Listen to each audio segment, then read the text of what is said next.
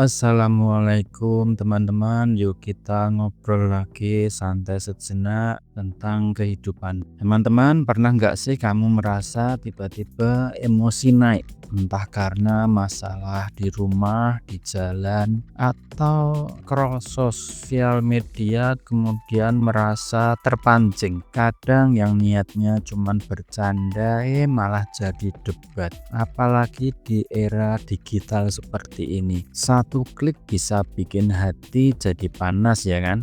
Aku pernah kok kayak gitu. Sing iso sabar itu malah kadang kalah duluan sama yang bisa nahan emosi. Dulu banget aku sering denger wejangan orang tua Jawa. Nek wis wayahe nesu ojo langsung metu. Ambegan dhisik, pikir ben ora kakean penyesalan. Yang artinya kalau udah mau marah tahan dulu, tarik napas, pikirkan dulu supaya tidak terjadi penyesalan. Ternyata prinsip ini nyambung juga sama ajaran stoikisme.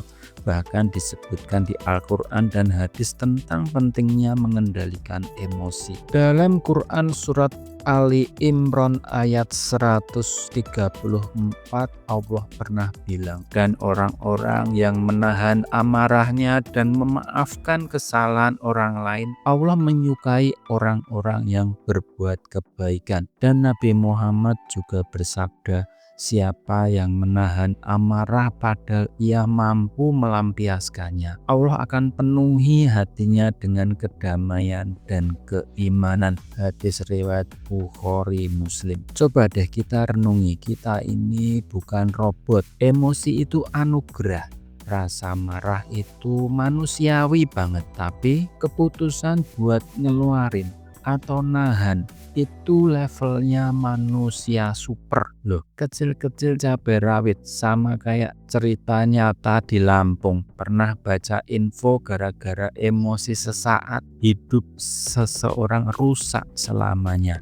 Tapi ada juga kisah sebaliknya, nggak jadi membalas, hidupnya justru lebih lega dan tenang. Bukti nyata sabar dan kontrol emosi itu solusi, bukan buat orang lain tapi buat kesehatan mental kita sendiri. Aku juga kepikiran, gimana kalau cara ngadepan emosi itu kita bawa ke hal-hal yang fun, kayak analogi main TikTok bareng teman. Kadang komentar panas, kadang ada yang nyinyir, kadang juga ada yang lucu banget. Gak semua harus dibalas reaktif.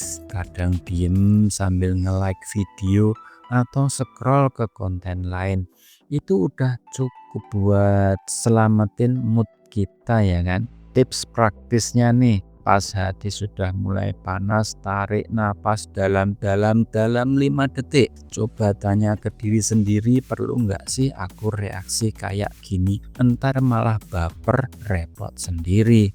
Kadang aku juga pakai humor, misal bilang, ya wes, mungkin aku perlu ngopi sisan biar adem. Atau pakai bahasa kekinian, slow bro, urip rasa ngoyo, sing penting waras. Teman-teman, hidup itu bukannya datar dan tanpa rasa. Justru kita belajar untuk jeda, menyadari lalu memilih tindakan yang terbaik, bukan cuma yang paling cepat keluar. Bayangin deh, andai semua orang bisa ngelakuin, pasti vibes di lingkungan kantor bahkan di keluarga itu jadi seru dan sehat. Kalau nggak percaya, coba latihan kecil-kecilan.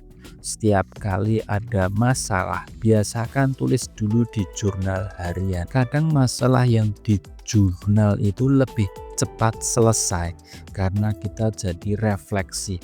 Ternyata aku cuman butuh didengar atau sekedar curhat saja. Nah, closingnya nih, kita pasti nggak sempurna, tapi setiap hari kesempatan buat belajar mengendalikan emosi. Wis wayahe berubah teman-teman, nggak ada kata terlambat untuk mulai. Makanya yuk share pengalaman kalian tentang mengendalikan emosi di kolom komentar. Siapa tahu kisah sederhana kalian bisa jadi inspirasi buat orang lain. Semoga bermanfaat. Jangan lupa subscribe, komen, dan share cerita kalian. Sampai jumpa di video berikutnya. Tetap hangat, tetap sehat, dan jadi versi terbaik dari kalian. Wassalamualaikum warahmatullahi wabarakatuh.